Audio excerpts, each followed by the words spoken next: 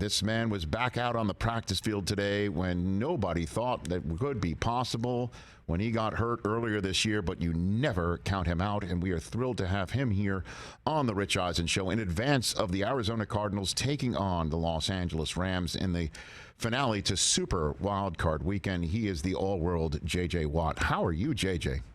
I'm good, Rich. How are you doing? I'm doing better for talking to you. So how does it feel to be back out there on a practice field? Feels good. It feels really good. It feels good to be back with the guys. Feels good to be back on the grass. The weather's beautiful out here, so it was great to be out there. Okay. Your coach called you very limited. Would that be the how you would term it, JJ? I'm not going to say anything till Monday night. We're just going to let it progress as it progresses, and we're going to do what we need to do over here, and we'll see what happens. Okay, so throughout this process, when it first happened, were you just thinking right from the start, this thing's not over? Is that the way it goes for you, JJ? Well, I had to figure out exactly what it was first, and once we figured out what it was, there's obviously getting the opinions and trying to figure out exactly what it means, and I mean, my very first thought was obviously, that's it, it's over. But then the competitor in you kicks in, and the optimist in you kicks in, and you try and figure out, okay, let's see what we can do here. Because even if you can't come back, there's the best way to attack it is with the mindset that you can come back faster. So it's been a process. There's been a lot of people helping me out, a lot of great people, and there's been a lot of days where we're just grinding. And so when did you first begin to realize this is entirely possible for me to make it back in time for the playoffs? I mean, me earlier than probably the doctors and the trainers, I would say. But, early on, there's a belief. There's just some things where there's certain checkpoints that you hit, obviously, along the way in a recovery process. And once you start hitting checkpoints earlier than expected, then you start to be like, oh, maybe this thing can happen. And as it goes, we start hitting more and more checkpoints quicker and quicker. Okay. And then, all right,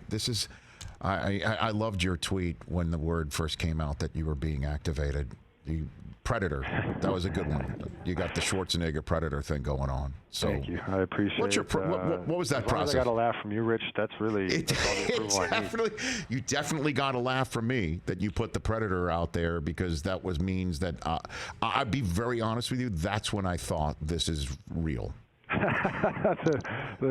Honestly, welcome to 2022. The meme of a Predator on Twitter that's official news. No, but I honestly thought to myself, you would not have done that if this wasn't real. Like, you know what I mean? Like this is all in. It's really. I honestly thought that, JJ. That's a fair assessment. Okay. I also could have just been trying to make people laugh. Well, there you go. But it does seem like this thing is real. What is the sense around this locker room right now? Now that you are in the tournament, it's Kyler Murray's first go-round in this tournament. You've been there and done that. What is your general sense as somebody who has been there and done that of this locker room and the sensibility of having the tournament in front of you, JJ Watt? I think we have a good understanding of what needs to happen and what needs to be done. Nobody in the locker room will tell you that we finished the season the way we wanted to. There's no denying that. We did not do what we wanted to do in the back half of the season, but we know what we are capable of when we all play together and when we all do what we're capable of, and we play with an edge and we play with confidence and we go out there and we overcome adverse situations, and we're the team we know we can be. And so that's our sole focus, is putting that team on the field on Monday night, the team that we know we are fully capable of being. And, obviously we saw what the defense looked like when you were active early on. Week 1 jumps to mind, especially since that was against the eventual top seed in the AFC, Tennessee. Chandler Jones went off. What has he been like for you to be a teammate with and watch from afar as you were rehabbing, JJ? I've enjoyed it. I've enjoyed being with Chan. Chan's a big, unbelievably athletic, smart, talented kid. He's got a great personality. He's got a great sense of humor. He's always making guys laugh. He's always talking ball. He always wants to talk about pass rush moves and talk about, hand placement, footwork, all these types of things. And it's been great. I've really enjoyed being around him. And how do you, so you just called him kid. I mean, you're in this role. You're the OG, JJ. I just heard that. I just picked that one up. I just heard that. We're like brothers, man. Like he yesterday in the weight room, actually, he called himself the fourth Watt brother. So actually, you've got JJ, DJ, TJ, and CJ. So that's fine by me. CJ Watt. That's the total. CJ Watt. That is hilarious. Oh my gosh! No, he's great though. It's been a lot of fun, and we love talking ball. We love working together, and he's a great player. I mean, the guy has had an unbelievable career. I think it's been an underrated career, and he's been fun to be around. Hey man, just like you, he's part of the 100+ sack club, man. That's a fact, and he has just been terrific. And we had him on a couple weeks ago. He was hilarious. I thought it was hilarious saying that he has unfollowed Kyler Murray because Kyler refuses to do so. Can you mediate this thing? I just can't have any dissension leading up to Monday night. I mean, it's just absolute turmoil. I can't believe TMZ hasn't picked it up yet. There's just, you never know what you're going to get if you peel back the layers of that onion, and it just could unravel to pieces. So we're just hoping that doesn't happen. Okay. You just got to hold this thing together. There's no question about that. Sarcasm for all the Twitter people out there. You see? Sarcasm. Oh my gosh! How are you doing, Rich? You enjoy your Michigan season this year? Oh well, JJ, if you didn't know, that was all kinds of great. That was great. I was living my best life in the month of December. Just living my best life. The fact that the Ohio State Buckeyes won a basketball game against Duke 3 days after losing to Michigan in football, so I could come on this show and congratulate them on being a basketball school, was one of my favorite moments, maybe of my entire life. I'm not going to lie. I'm happy for you. I'm happy. You're not. Come on. No, I'm not. But but we got Badgers and Johnny Davis, and Badger basketball is playing very well right now. Yeah, so sure. We'll see what happens when we run into you. I'm going to be perfectly honest. I don't know if we've already run into you guys or not. No, I haven't been fully up to date. I'm in the same world right now. I'm just basking in. We're a football school, so I'm still focused on all of that. And now I'm hearing that Harbaugh might leave. Now there's that conversation. Rich, you got to pony up. That's how the business Yes. works. That's how the business works. He's going to say he might leave so that Rich Eisen builds the Rich Eisen Indoor Training Facility and the Production Center. Yeah, Stephen Ross and I are putting a package together right now. So, Yeah, the Ross Eisen Performance Enhancement Center. JJ, it's Eisen Ross. You have no idea. Oh, of course. I'm sorry. Okay, you have no idea. What did you think of Aiden Hutchinson, though, when you were seeing him? He's fun to watch, man. He's fun to watch. He's a good player. He's active. He's extreme. Plays with a lot of effort. Has some great moves, and I think that type of energy that he plays with is infectious, and it's obviously fun to watch. And I think he's going to be successful at the next level. Because of that. All right. Did that hurt you to say that? Because I like good football players. I like watching good football players. So even though he wears the wrong colors, has a very interesting eye black pattern. I remember. I can relate. I don't know. He may have a reason behind it, so I don't want to rip on it. But when I first got to the NFL, my first preseason game ever. So in college, I wore like 3 armbands on each arm. I thought I was awesome. And I got to the NFL in my first preseason game. I put on 3 armbands in the locker room, and our nose tackle Sean Cody looked at me. He goes, "What the hell are you doing?" And I was like, "I'm getting ready for the game." He goes, "Take that off." I was like, all right, I'm gonna take it off. I said, okay. Yeah, that wasn't gonna fly, huh? So you think think the facial I mean, John Randall did it, but I guess he's a Hall of Famer, right? So you can do whatever you want. Trust me. What I learned in the league, so I immediately complied. I was the rookie. I was not going to say anything to anybody. I was like, yeah, no problem. I'll take it off.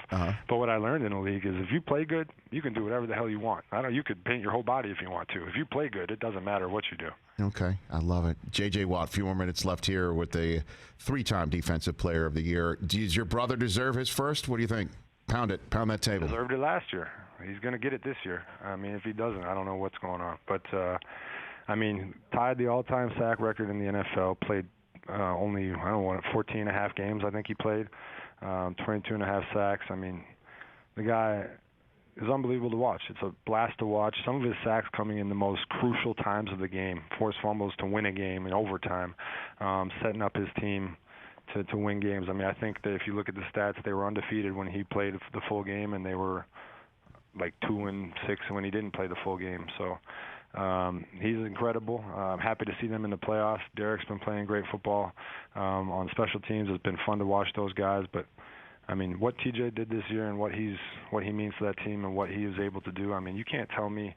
I know defensive players and anybody but quarterbacks don't have a chance to win the MVP, but he deserves to be in that conversation as well. Well, again, I'm not saying this to be a fourth Watt brother, because clearly we've already established Chandler Jones has already taken that role in CJ Watt. But your bro got hosed on the sack record period. I don't know. He took down Huntley after he fumbled the ball and got it back, and then I mean the rule is that it's an aborted play if there's a fumble and he just falls on it. But if he tries to get up and is going to try to do something, and the receivers are out in a pass route, that's a sack. And what happened was he picked the ball up clearly with intent to try and get up and do something with it. And then TJ knocked the ball out. So I don't understand how that's not a sack when you look at the letter of the law. And he'll never say it publicly because you don't say it about yourself, but I'll say it for him. That deserved to be a sack, and especially if you compare it to Strahan's final sack, I mean, come on. Yeah, I don't think you're wrong on that front. And I imagine you were in the position of all Steelers fans on Sunday, waiting for the result of Sunday Night Football to not be a tie and going through all the emotional roller coaster of all that, right, on Sunday night? It was crazy. Yeah, it was crazy. Obviously, I'm in a group text with my brothers, and we started to FaceTime because it got that crazy. I mean, all day long, my wife and I were talking through the scenarios, and she was like, just talk me through it again. So the Steelers are in? And I was like, yeah, they're in. I mean, of course, tonight's game just can't end in a tie, but, I mean, it's not going to end in a tie. And she's like, yeah, it's not going to end in a tie. And then, the game starts, and you start counting off, and you're like, okay, it's a 3-point game. That's a little weary. And then it got to 12 points, and I was like, all right, we're good, 12 points. I'm going to go to bed. So we go to bed, and I got it on my phone. So I started watching on my phone, and it got to, I think, then they kicked the field goal, so it was 15. Yep. And I told my wife, I was like, all right, 15 points is a little more shaky. It's 8-7. And then it started to get closer, and I was like, are you me? Like, is this going to happen right now? And so we turn it on, and we're sitting there watching, and then it goes to overtime. And, I mean, you're like, you got to be kidding me. You got to be kidding me. And then they're going to kneel it out right at the end, and then they call the time. I mean, script writers, like the NFL, that couldn't have been scripted any better for Week 18 to come down to the last play for a team to get in. I mean, what a insane setup. But the fact is, did you think that the Raiders were going to kneel? I don't know, like that timeout that the Chargers took, it was still around a time where, it was taken late enough that the Raiders could have still come out and knelt it down. I think they were going to run it anyway, right? But if they didn't get the first, that would have created, just run the clock out at that point in time. Yeah, right? I would imagine the getting of the first down changed everything, and who knows, maybe they would have tried a super long field goal anyway, just to try and win. But I don't think that the timeout hurt the Raiders. That's for sure.